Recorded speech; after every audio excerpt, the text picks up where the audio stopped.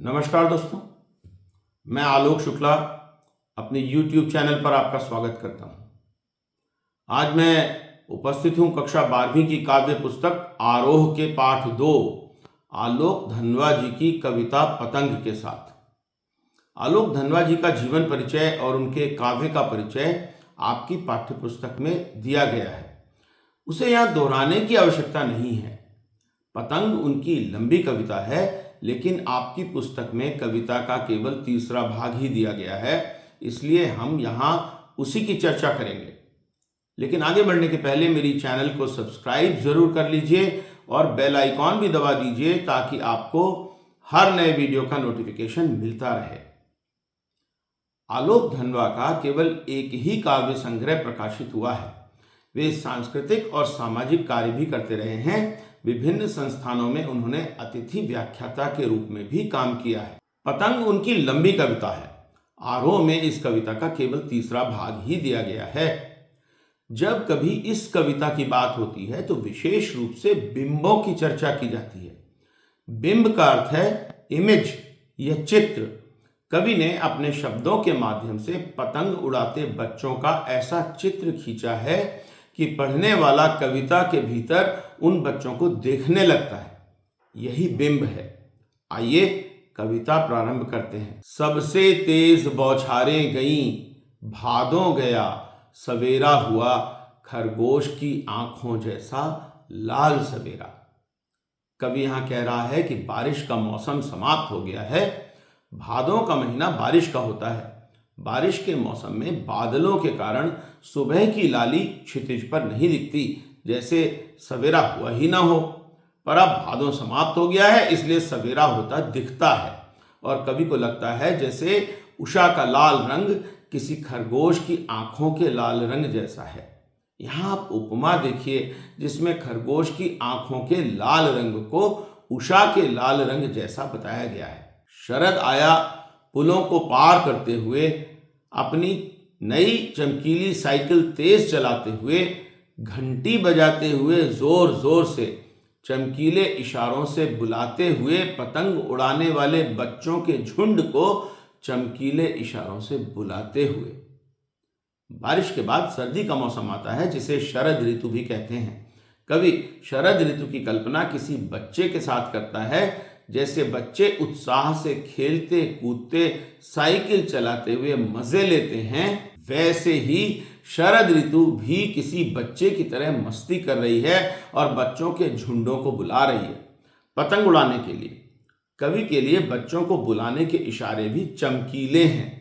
शरद ऋतु पुलों को पार करके आई है। बारिश का पानी पुलों के नीचे बह रहा है और शरद ऋतु इन पुलों को पार करके आई है। YouTube के चैनल सहाबू राज पर क्रिएटिव कॉमन्स एट्रीब्यूशन लाइसेंस के अंतर्गत उपलब्ध इस वीडियो में बच्चों को साइकिल से पुल पार करते हुए और मजे लेते हुए देखिए। वीडियो का लिंक मैं डिस्क्रिप्शन बॉक्स में दे रहा हूं।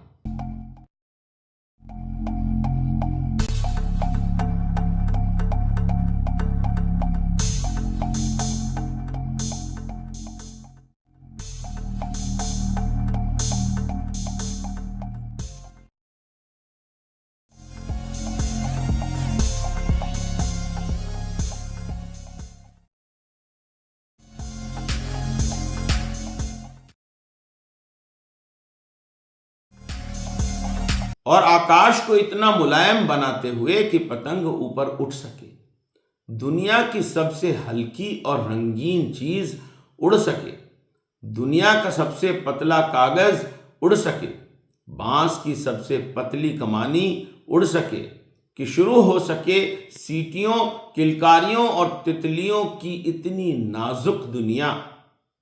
कवि कह रहा है कि शरद ऋतु ने आकाश को मुलायम बना दिया है। बारिश के मौसम में आकाश बादलों से घिरा होता है, पर अब बादल हट गए हैं और आकाश मुलायम हो गया है, इसलिए अब पतंग उड़ाई जा सकती है। कवि पतंग को दुनिया की सबसे हल्की चीज कह रहा है क्योंकि पतंग में पतला और हल्का कागज लगा होता है और पतंग के कागज को तान कर रखने के लिए बांस की जो कमानी लगाई जाती है वो भी बहुत हल्की होती है। कमानी का अर्थ है धनुष या कमान की तरह मुड़ा हुआ बांस का टुकड़ा। और कवि ने चित्र खींचा है बच्चों का जो पतंग को उड़ते देखकर प्रसन्न हैं, सीटियां बजाते हुए हंसते हैं किलकारी मारकर।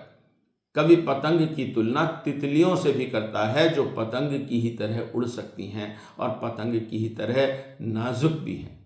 बच्चों को मज़े लेकर पतंग उड़ाते हुए देखिए यूट्यूब के चैनल सुहेल बाश पर उपलब्ध क्रिएटिव कॉमन्स एट्रीब्यूशन लाइसेंस के अंतर्गत उपलब्ध इस वीडियो का लिंक मैं डिस्क्रिप्शन बॉक्स में दे रहा हूं।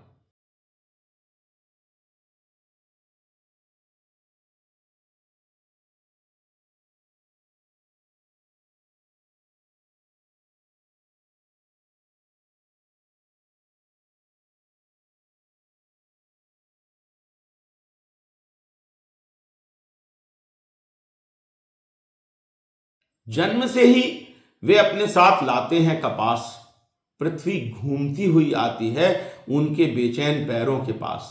जब वे दौड़ते हैं बेसुध, छतों को भी नरम बनाते हुए, दिशाओं को मृदंग की तरह बजाते हुए, जब वे पेंग भरते हुए चले आते हैं। यहाँ पर कवि बच्चों की कोमलता और उनकी मस्ती दोनों ही की बात एक साथ कर रहा है। कपास कोमल होता है और बच्चे जन्म के समय बहुत कोमल होते हैं। उनकी कोमलता उस समय भी कायम है जब वे पतंग उड़ा रहे हैं, परंतु उनकी कोमलता के कारण उनकी मस्ती कम नहीं होती। बच्चे जब पतंग उड़ाने के लिए दौड़ रहे होते हैं तो वे सब कुछ भूल जाते हैं और मस्ती में डूबे होते हैं। वे बेसुध हैं। ऐसा लगता है जैसे बच्चे नहीं दौड़ रहे हैं बल्कि धरती ही उनके दौड़ते हुए पांवों के नीचे घूम रही है। जब बच्चे पतंग उड़ाते हैं और छतों पर तेजी से दौड़ते हैं तो उनके कदमों की आवाज़ किसी मृदंग की आवाज़ जैसी लगती है जो किसी ताल पर बज रही हो। उनके कोमल पैरों के नीचे धरती भी उन्हें कोमल ही लगती है। डाल की तरह लचीले वेग से अक्सर छतों के खतरनाक किनारों तक उस समय गिरने से बचाता है उन्हें सिर्फ उनके ही रोमांचित शरीर का संगीत। पतंगों की धड़कती ऊंचाइयां उन्हें थाम लेती हैं महज एक धागे के सहारे। पतंगों के साथ साथ वे भी उड़ रहे हैं अपने रंध्रों के सहारे। बच्चे तेजी से दौड़ते हैं। जैसे पेड़ों की पतली डालें लचीली होती हैं वैसे ही बच्चे भी लचीले होते हैं और दौड़ते हुए वे छतों के खतरनाक किनारों तक पहुंच जाते हैं, परंतु वो गिरते नहीं। कौन बचाता है उन्हें गिरने से? उनके शरीर में पतंग उड़ाने की मस्ती का जो आभास है, तेज कदमों की ताल का जो आभास है, वो शायद संगीत की तरह उनके शरीर में समाया हुआ होता है। और वही संगीत उन्हें ये आभास भी देता है कि कहाँ तक दौड़ना है और कहाँ पर रुक जाना है। जैसे पतंग हवा में उड़ रही है वैसे ही बच्चे भी छत पर दौड़ नहीं रहे बल्कि उड़ ही रहे हैं और उनके रंध्रों में या रोम रोम में, त्वचा के छिद्रों तक में मस्ती भरी हुई है जिसके सहारे वे बिना गिरे दौड़ रहे हैं। अगर वे कभी गिरते हैं छतों के खतरनाक किनारों से और बच जाते हैं तब तो और भी निडर होकर सुनहले सूरज के सामने आते हैं। पृथ्वी और भी तेज घूमती हुई आती है उनके बेचैन पैरों के पास। और अंत में कवि कहता है कि अगर गिर भी गए और चोट लगने से बच गए तो बच्चों के मन से गिरने का डर समाप्त हो जाता है और वो सुनहले सूरज के प्रकाश में या धूप में निडर होकर और भी तेज दौड़ते हैं। ये कविता केवल पतंग उड़ाने के बारे में नहीं है बल्कि बच्चों के मन में नई ऊंचाइयां छूने की इच्छा से संबंधित है। कवि पतंग के माध्यम से बच्चों की भावनाओं की बात भी कर रहा है। तो बच्चों को नई ऊंचाइयों तक ले जाने की हिम्मत देती है पतंग। वे भादों के अंधेरे को चीर कर शरद ऋतु की रंगीन दुनिया में जाना चाहते हैं और उसके लिए वे बिना किसी डर के छतों पर दौड़ते हुए पतंग की तरह उड़ने को तत्पर हैं। बच्चे जब गिरने के भय को जीतकर, गिरकर और संभलकर फिर आगे बढ़ते हैं तो सारा संसार उनके कदमों में होता है। तो आइए इस बात पर चर्चा करें कि यह कविता कक्षा में कैसी पढ़ाई जाए। आप बच्चों को पतंग लाकर तो दे ही सकते हैं, विद्यालय के प्रांगण में बच्चों को पतंग उड़ाना सिखा भी सकते हैं और इसी प्रकार खेल खेल में उन्हें कविता समझा सकते हैं और याद भी करा सकते हैं। इस कविता के बारे में कुछ मल्टीपल चॉइस प्रश्न भी करा सकते हैं जैसे आप पूछ सकते हैं कि शरद ऋतु किस माह के बाद आती है, या फिर किस जानवर की आंखों का रंग कविता में लाल बताया गया है।